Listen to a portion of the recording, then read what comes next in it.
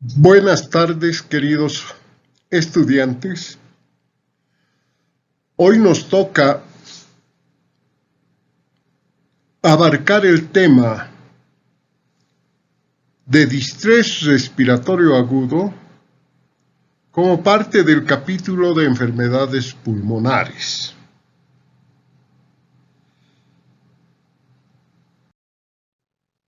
Empecemos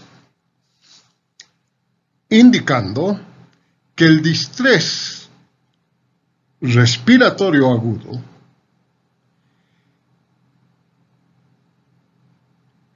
es una insuficiencia respiratoria aguda grave y potencialmente mortal.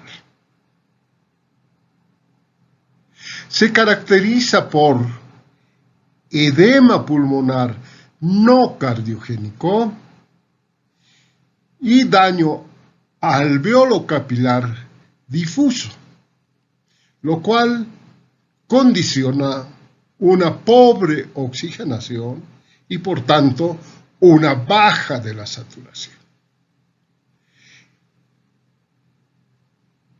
El distrés respiratorio se produce por un daño alveolo capilar de tipo inflamatorio agudo. Este proceso inflamatorio determina incremento de la permeabilidad vascular pulmonar y disminución del tejido pulmonar sano o del tejido pulmonar ventilado. Esta alteración inflamatoria determina hipoxemia, se manifiesta por alteraciones radiológicas bilaterales. Importante el incremento del espacio muerto fisiológico y la disminución de la distensibilidad pulmonar o de la compliance.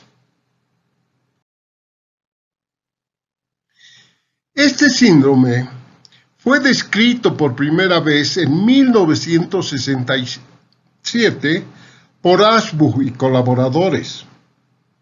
Tenían diferentes designaciones, ¿sí? Se conocía como pulmón húmedo, pulmón de shock, pulmón postraumático. En 1994, la Conferencia Americana Europea de Consenso desarrolla una definición para unificar criterios que hasta ese momento eran dispares en diferentes partes del mundo. En esta conferencia de consenso ya ingresa la temporabilidad, es decir, que el inicio del distrés tiene que ser agudo. Tiene que existir presencia de infiltrados bilaterales en las radiografías, obviamente pulmonares. Que la presión capilar pulmonar sea menor a 18 milímetros de mercurio, como una diferenciación del edema pulmonar cardiogénico, cuya presión a nivel capilar es mayor a 18 milímetros de mercurio. Se incluye además como un parámetro de oxigenación la PAFI, es decir, la relación de la presión arterial de oxígeno sobre la fracción inspirada de oxígeno. Si esta es menor a 200, la PAFI, ¿sí?, es distrés. Si la PAFI estuviese entre 201 y 300, se consideraba como una lesión pulmonar aguda. En 1994. Posteriormente, en el año 2011, la Sociedad Europea de Medicina Crítica y Cuidados Intensivos reúne a expertos de varios países para analizar la definición establecida en el consenso de 1994. Analizando esta definición, llegan recién al cabo de un año después, en el 2012, en el diagnóstico que se basa ahora en los criterios de Berlín. ¿Qué son estos criterios de Berlín? Para establecer actualmente, ya desde el 2012, la definición de lo que es distrés respiratorio. Y además se incluye los grados, ¿sí? Síndrome de distrés leve, moderado a grave. Además de dar la definición, establece la clasificación del distrés. Esta definición y la clasificación están en relación al grado de hipoxemia. Este grado de hipoxemia está dada por la PAFI, es decir, la relación de la presión arterial del oxígeno sobre la fracción inspirada de oxígeno. Cuando esta relación es de 300 a 201 milímetros de mercurio, se considera leve. Cuando la PAFI es entre 200 a 101 milímetros de mercurio, el síndrome de distrés es moderado. Y es grave el distrés cuando la PAFI es menor a 100 milímetros de mercurio. Aquí ya entra el criterio de un método para mejorar la oxigenación, como es la presión positiva al final de la expiración, la PIP, ¿sí? Con una PIP en los tres casos que sea igual o mayor a 5 centímetros de agua. El tiempo de inicio dentro de la primera semana, desde que se produce el daño pulmonar o empieza el empeoramiento respiratorio. La imagen, ya sea por radiografía o por tomografía, debe mostrar opacidades radiológicas bilaterales, ¿sí?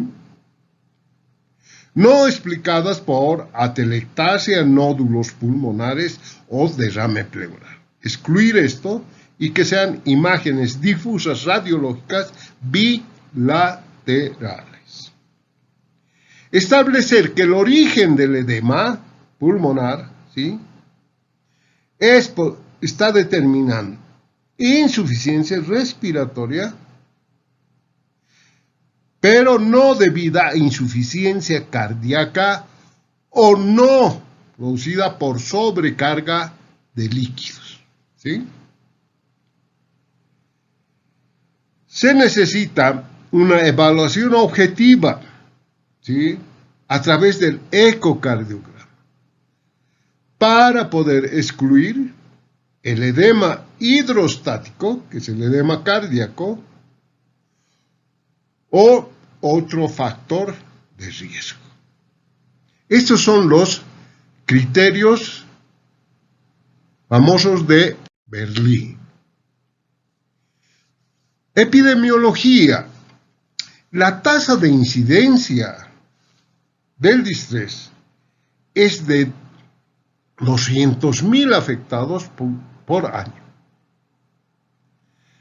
Se ha establecido también que hay 75.000 muertes. Es la tercera causa de mortalidad, ¿sí? Después del cáncer de mama y después del VIH.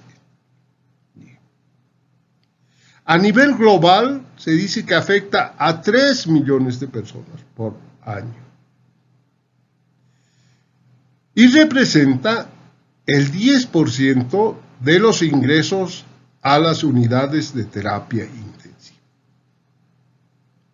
En un 24%, los pacientes reciben ventilación mecánica.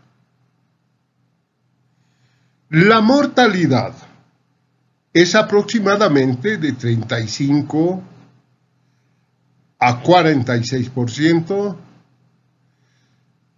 y es directamente proporcional a la gravedad del distrés respiratorio.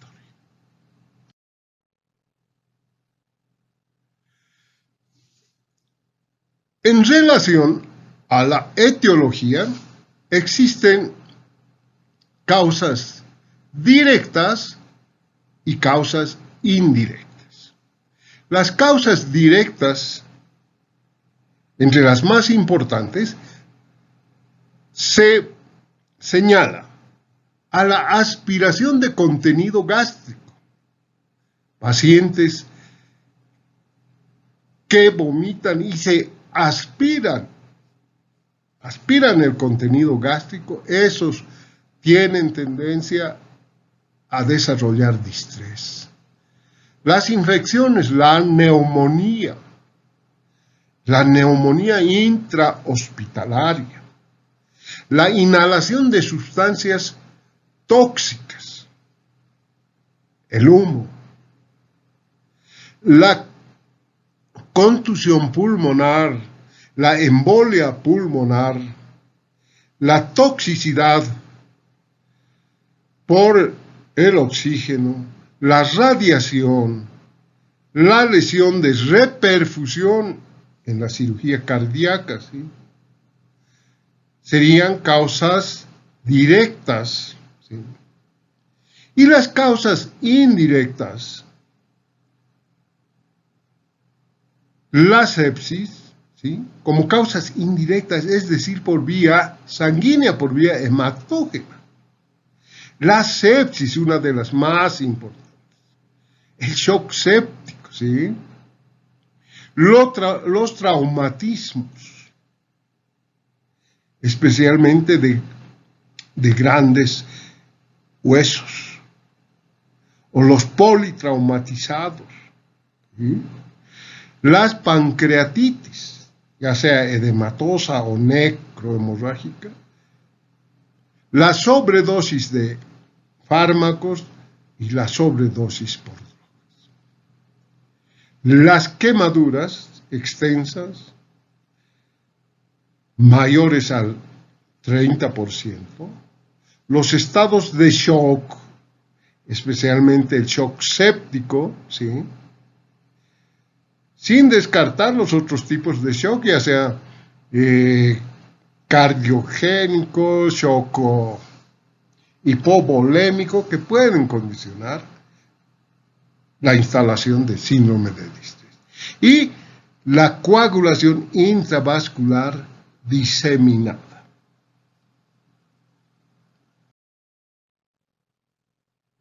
En relación a la fisiopatología, debemos mencionar lo siguiente.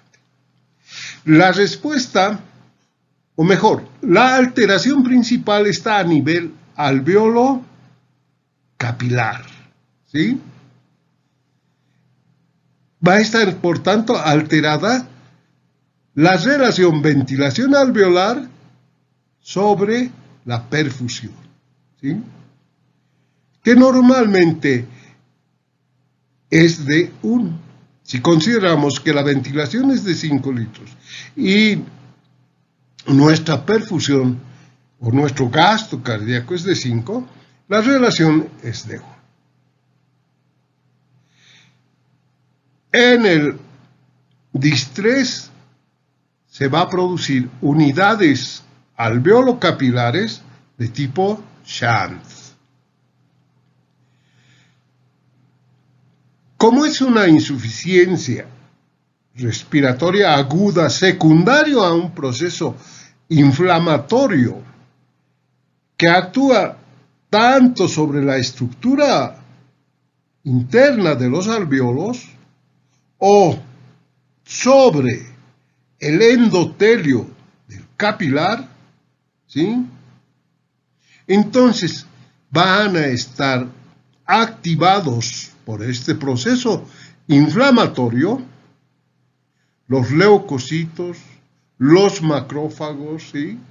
De los leucocitos, los monocitos y los neutrófilos principalmente, aunque toda la gama de los leucocitos.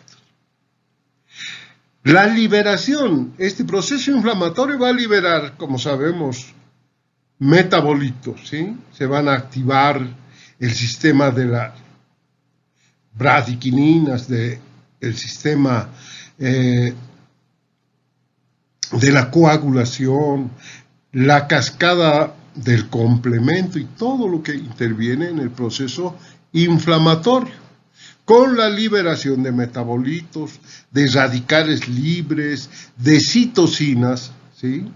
Que intervienen en este proceso inflamatorio que daña tanto el alvéolo como el capilar. Esta liberación de citocinas producen daño epitelial, alveolar y del endotelio capilar, como decíamos. Aumentan la permeabilidad de la barrera alveolo-capilar, ¿sí? Por tanto, existe salida de líquido al espacio intersticial y luego al espacio intraalveolar, condicionando edema pulmonar inflamatorio no cardiogénico, que, de acuerdo a la intensidad de este, determinará hipoxemia. Y la hipoxemia caracterizada por ser refractaria al tratamiento con oxígeno. El distrés tiene hasta ahora 3 fases descritas, ¿sí? Una fase aguda que dura entre 1 a 6 días, llamada también fase exudativa, que se caracteriza por la presencia ya de edema intraalveolar e intersticial por aumento de la permeabilidad capilar.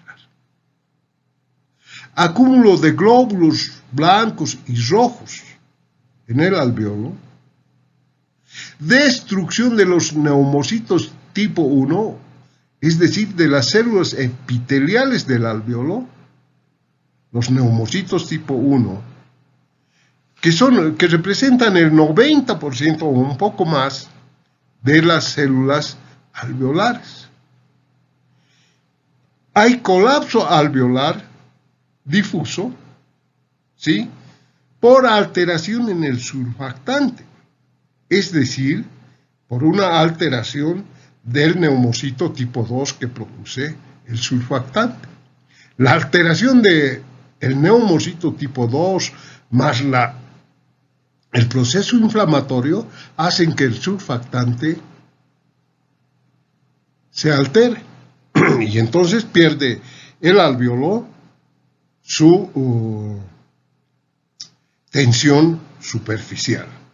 Todo esto genera hipoxemia y, como decíamos antes, presencia de unidades alveolo-capilares de tipo shunt, es decir, unidades mal ventiladas pero bien perfundidas. En la fase 2 o fase subaguda, llamada también fase proliferativa, entre el 7º y 14 días de iniciado el distrés. En esta fase proliferativa, el edema se ha reabsorbido y se inicia la reparación tisular. Existe proliferación de los neumocitos tipo 2 que estuvieron alterados en la fase 1. Pero se aprecia infiltración de fibroblastos y ya existen pequeños depósitos de colágeno en la fase subaguda. La fase crónica, más de 14 días, se reabsorbe el edema, el proceso inflamatorio disminuye y se inicia una fase de fibrosis difusa progresiva del epitelio alveolar y el colapso de los capilares pulmonares, los cuales están con vasoconstricción y determinan la hipertensión pulmonar. Esa fase crónica mayor a los 14 días se llama también fase fibrótica, ¿sí?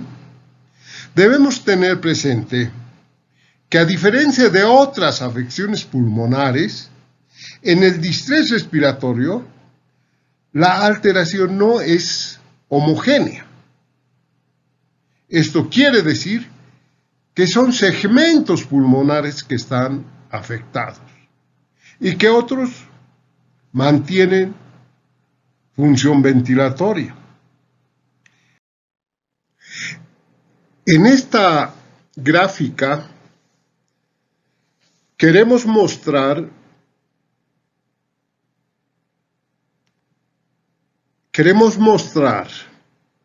la estructura alveolar normal, ¿sí? Y la estructura del capilar pulmonar en situación normal, y en la otra mitad está la alteración o la injuria alveolar durante la fase aguda, la fase exudativa, ¿sí? Recordemos que las células epiteliales que revisten al alveolo son las células epiteliales llamadas neumocitos tipo 1, que son las más abundantes.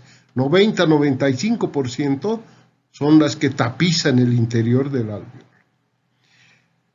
Y existe otras células más grandes y más granulosas, ¿sí? Cuboidales, que son células epiteliales llamadas células tipo 2 o los neumocitos 2 que producen el surfactante. También dentro del alveolo existen los macrófagos alveolares, ¿sí? Y revistiendo el interior del alveolo está la capa de surfactante. Luego tenemos que estas células epiteliales están apoyadas en la membrana basal intersticial, que está formada obviamente por fibroblastos, por fibras de colágeno, ¿sí? Membrana basal, que le sirve también al capilar, el cual está formado por una hilera de células endoteliales, ¿sí? Y en el interior del capilar tenemos los glóbulos rojos, los glóbulos blancos, las plaquetas, los neutrófilos, ¿sí?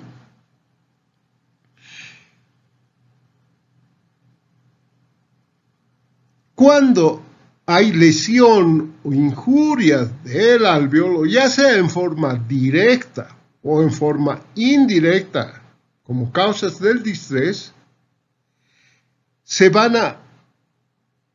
por ese proceso de irritación o de inflamación, se van a estimular. Primero se van a lesionar, ¿sí?, la capa epitelial de los neumocitos tipo 1.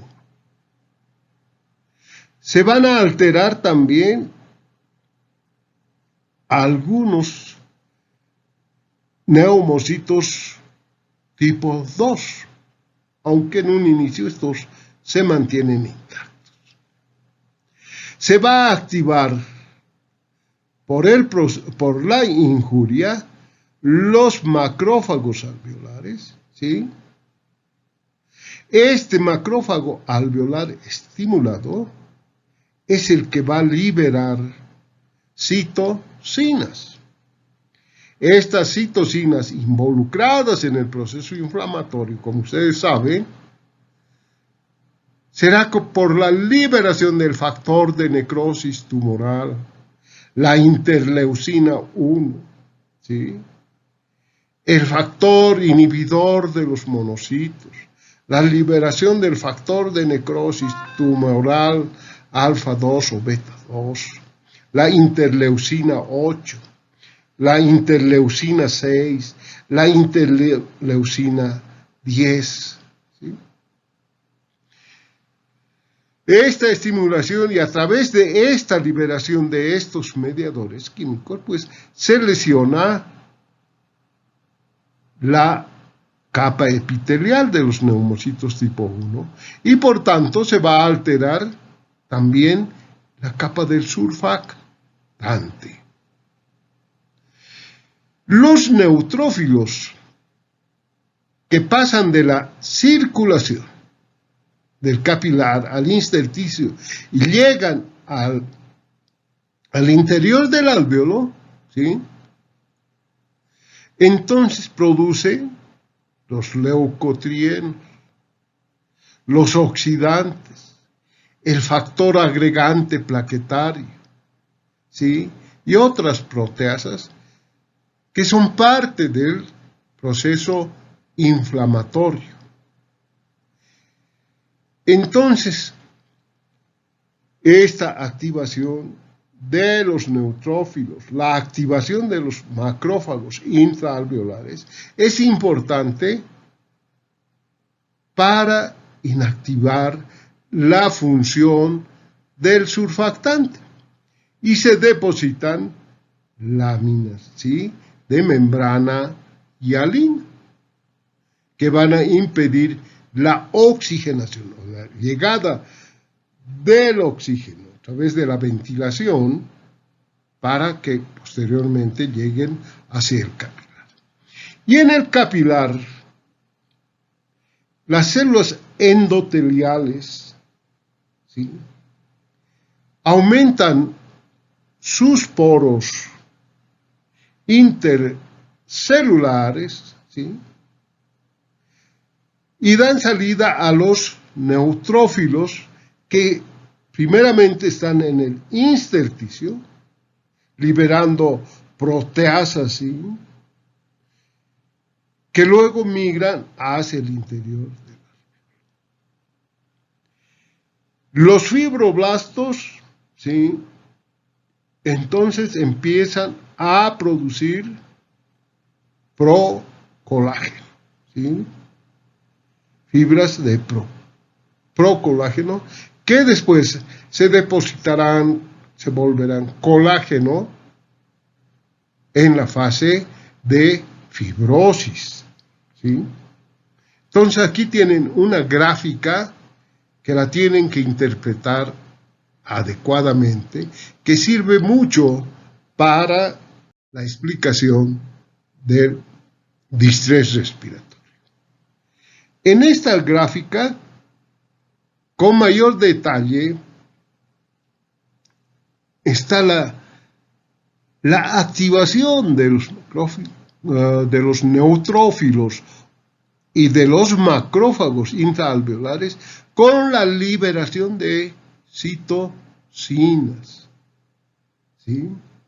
Entonces, esta alteración, esta disrupción de la membrana alveolar va a permitir que la salida del líquido que se produjo y está en el intersticio pueda ingresar al alveolo, determinando el edema pulmonar que contiene detritus celulares, contiene cantidad aumentada de proteínas en ese líquido como características del proceso inflamatorio. También se ve aquí en el capilar, ¿sí?, la agregación de glóbulos rojos, la agregación plaquetaria, todo esto que son parte de la activación del sistema de la coagulación, que va a hacer posible que haya presencia de trombos en la microvasculatura pulmonar, es decir, en el capilar pulmonar. Otra lámina para mostrar, ¿sí?, que en la fase proliferativa, ¿sí?, tiene que haber una diferenciación, una mayor producción de células tipo 2, ¿sí? Se restablece, ¿sí?, la bomba sodio-potasio ATPasa. Se restablece la función de las acuoporinas, ¿sí? Por tanto, se reabsorbe el edema intraalveolar.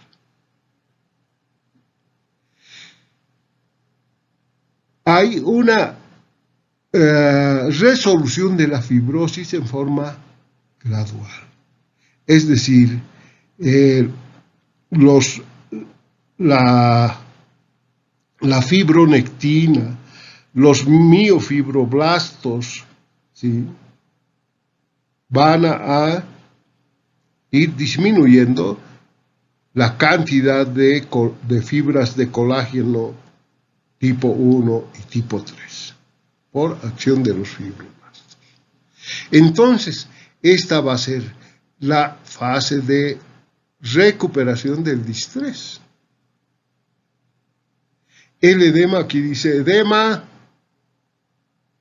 rico en proteínas, el edema intraalveolar.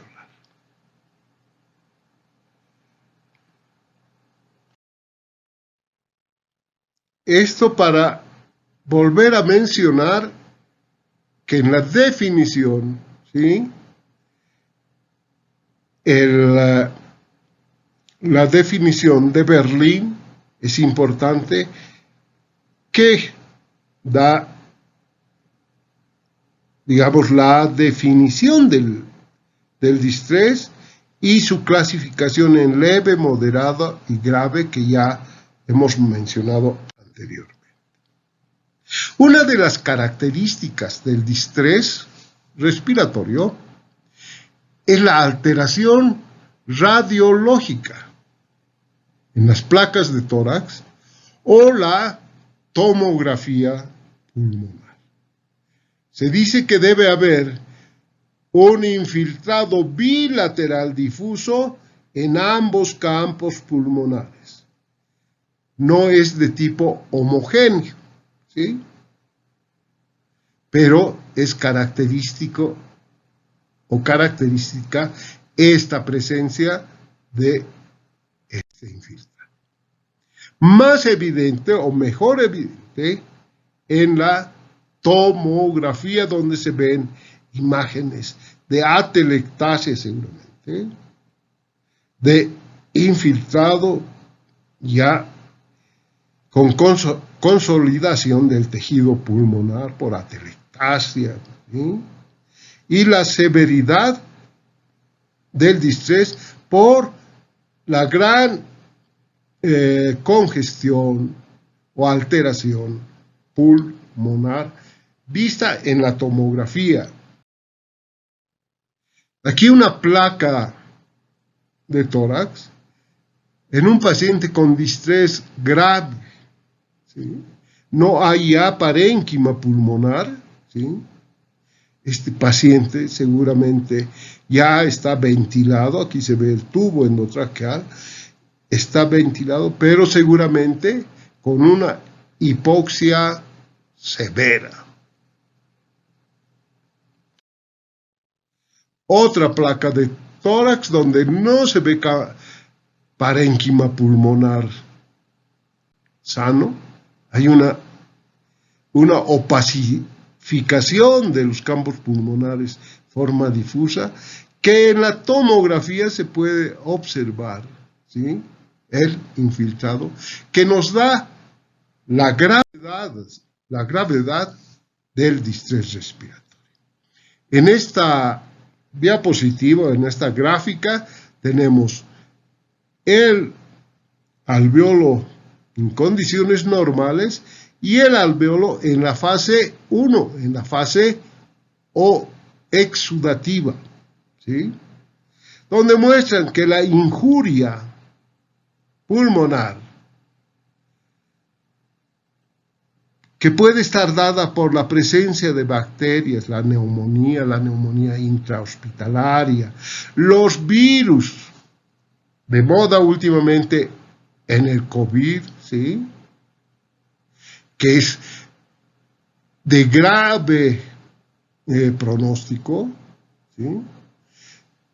Los hongos, el trauma, los pacientes politraumatizados, la aspiración de contenido gástrico, ¿sí? Los problemas de pancreatitis, las quemaduras extensas que actúan como injuria, van a estimular al macrófago alveolar, ¿sí? Y este macrófago, ya con el proceso inflamatorio en la primera fase exudativa, va a producir factor de necrosis tumoral, interleucina 1, interleucina 6, interleucina 8, ¿sí?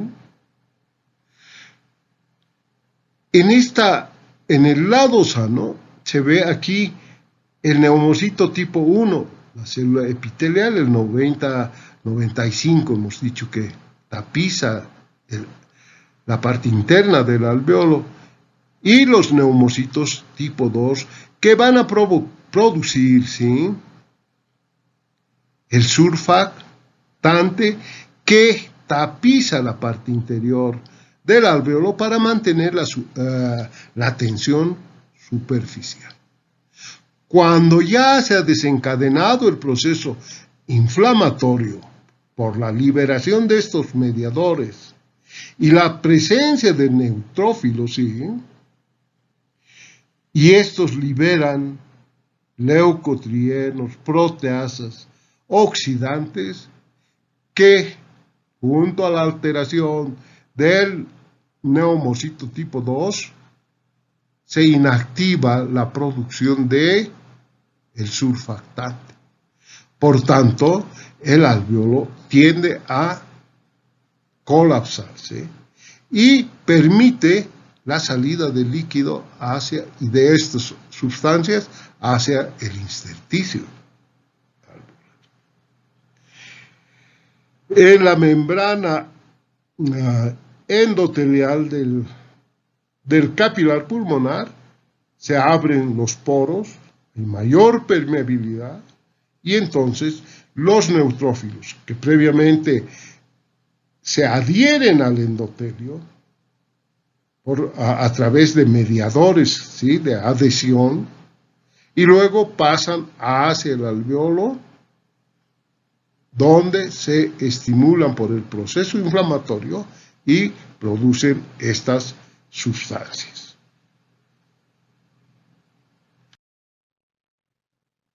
En esta, que creo que ya hemos mostrado, la fase exudativa, la más importante, ¿sí?, factor de necrosis tumoral y los otros mediadores, ¿sí?, la estimulación también de las células T, con sus mediadores del CD86, ¿sí?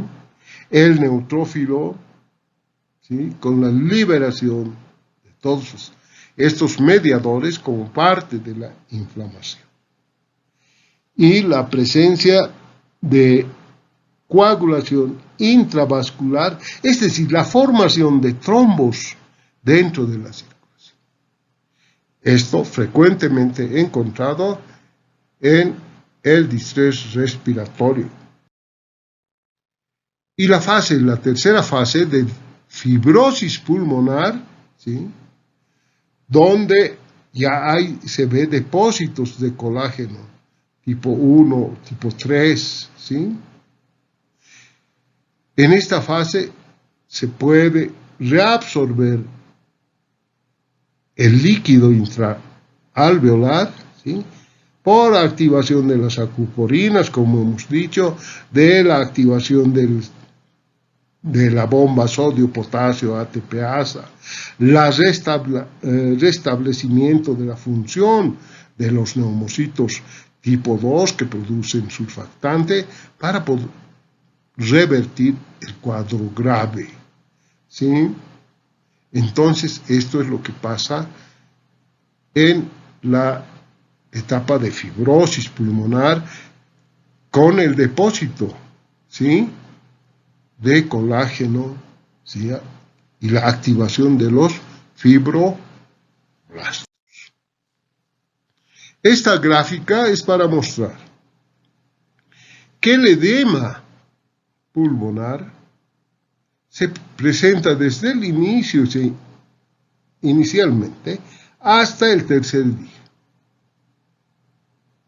Las membranas hialinas, es decir, por alteración de los neumocitos tipo 2 que inactivan al surfactante, y estos se depositan como membranas hialinas desde el día 1, ¿sí? Hasta el día 14, donde empieza la fase de recuperación o en la fase proliferativa, donde retoman su acción los neumocitos tipo 2, ¿sí? La inflamación intersticial, que va a disminuir en la fase proliferativa, y la fase de fibrosis intersticial con el depósito, con la activación de fibroblastos y depósito de fibras de colágeno tipo 1, tipo 3, que caracterizan a la fase de fibrosis. Entonces, para el enfoque del tratamiento debemos considerar estos principios generales, porque la mayor parte de los pacientes puede requerir en un momento la asistencia ventilatoria. Cuando usamos un ventilador mecánico, debemos tener estrategias protectoras del pulmón, ¿sí? Por tanto, se dice que es mejor usar ventiladores manejados o controlados por presión sobre los manejados por volumen. Debemos priorizar, digamos, o tener en cuenta que el volumen corriente que vamos a usar, ¿sí?, sea menor a 10 ml por kilo de peso. Generalmente dice que debemos usar un volumen corriente de 6 ml por kilogramo de peso. La presión pausa, la presión plató que llamamos, menor a 30 centímetros de agua. Esta medida, esta presión, la hacemos en el ventilador, ¿sí? La frecuencia respiratoria entre 15 a 25, respiraciones por minuto. La fracción inspirada menos de 0,7, ¿sí? Si la PaO2 está mayor a 90. O sea, fracciones inspiradas de oxígeno menores cuando la PaO2, ¿sí?, está mayor a 90%. Podemos usar el PIP o la PIP, es decir, la presión positiva al final de la expiración, como un método para favorecer la oxigenación o el reclutamiento que llamamos de alvéolos que están colapsados. Superior, la PIP superior a 10 a 12 centímetros de agua, ¿sí?, ajustada a la mecánica pulmonar, ¿sí?, es decir, en relación a la compliance que tenga el tórax, ¿sí?, y que es bueno, ¿sí?, como una medida de reclutamiento alveolar. Valorar la posibilidad de soporte ventilatorio parcial y no total. Emplear mínima sedación posible, pero que haya una relación, que el paciente maneje el ventilador sincrónicamente, es decir, que no luche con el ventilador, ¿sí?, que haya una sincronía entre el paciente y el ventilador. Esto va a minimizar la posibilidad de desreclutamiento en las aspiraciones. Que durante la aspiración del tubo endotraqueal por presencia de secreciones tiene que ser hecha en la forma más suave y en tiempo mínimo para evitar mayor lesión. Debemos tener cuidado en los pacientes intubados, sometidos a ventilación mecánica, ¿sí?, disminuir la incidencia de neumonía asociada a ventilación mecánica. Es decir, un manejo adecuado de la asepsia, tanto del ventilador, de los tubos y todo concerniente a la ventilación. Este es un paciente con distrés internado en la unidad, obviamente, de terapia intensiva. Aquí tenemos el ventilador, aquí está el monitor, ¿sí?, donde registramos frecuencia cardíaca, presión arterial, saturación. Aquí tenemos el ventilador, el modo de ventilación. Entonces regulamos la frecuencia respiratoria, regulamos cuánto de PIP le vamos a dar. El PIP mínimo es de 5 milímetros de mercurio, ¿sí? No dar mucho PIP, es decir, presión, porque este puede alterar la hemodinamia del paciente. Entonces buscar el PIP ideal, que es aquel que no altera la hemodinamia del paciente. Tenemos aquí, sí, bombas de infusión para que toda la medicación y los líquidos sean infundidos adecuadamente en cantidad, ¿sí? Luego, si es necesario el uso de vasoactivos, ¿sí?, se lo debe hacer a través de la infusión con bombas que regulan adecuadamente la dosis a ser administrada. Pero esta gráfica está más para mostrar que últimamente la posición en prono del paciente, ¿sí?, favorece mucho a la oxigenación. Y en estudios grandes han demostrado que disminuye esta posición en prono, disminuye la mortalidad de los pacientes con síndrome de distrés respiratorio. No olvidar que en los inicios, ¿sí?, cuando la PaO2 no es menor a 40, cuando la saturación no es menor de 50%, podemos usar oxigenación no invasiva a través de máscaras que tengan reservorios, ¿sí? Entonces, por una temporada, iniciar unos días con oxigenaciones, con máscaras sujetadas a presión, ¿sí?, para dar la oxigenación. Y esta es una diapositiva donde les quería mostrar el catéter de Swan-Ganz, que está cada vez menos utilizado, ¿sí?, porque ahora tenemos otro método más efectivo, digamos, menos costoso, más rápido, que es el ecocardiograma, la ecocardiografía. Pero quiero mostrarles, porque siempre hablamos del Swan-Ganz.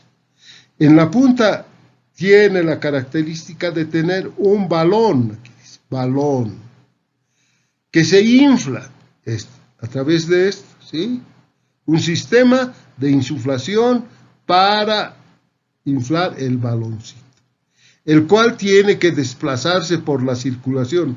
Este catéter, colocado por vía subclavia o yugular interna, llega hasta la aurícula, pasa al ventrículo, llega hasta la arteria pulmonar, ¿sí?, como un botecito en el agua, y va a llegar al capilar pulmonar, donde se va a enclavar, se va a trancar, quiere decir.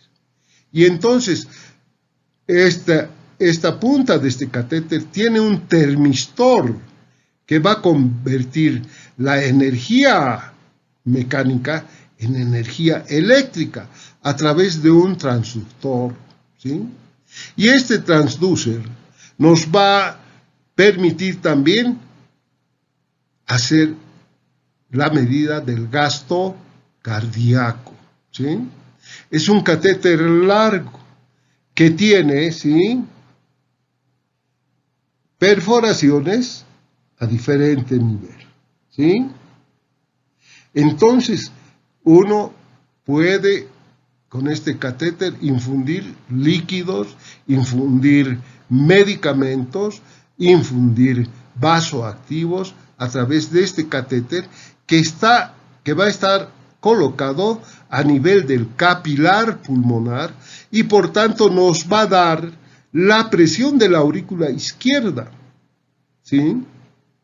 Entonces, cuando la presión hidrostática es mayor a 18 milímetros de mercurio, ¿sí?, el problema va a ser de tipo cardíaco, aumento de presión hidrostática, y el edema pulmonar va a ser cardiogénico. En cambio, si la presión hidrostática o la presión del capilar pulmonar es menor a 18, entonces el edema no es de origen cardíaco. Entonces, eso es importante. Finalmente, quería mostrarles lo último en el tratamiento del distrés, que está siendo usado también en el distrés por COVID, es decir, el ECMO, la oxigenación con el uso de membrana extracorpórea. Requiere la introducción o la colocación de un catéter en el lado venoso, de otro catéter en el lado arterial, que van a través de una membrana semipermeable, van a mejorar la oxidación. Aún esto no se hace frecuentemente porque el costo y las dificultades que presenta son importantes. Pero seguramente en un tiempo esto va a mejorar.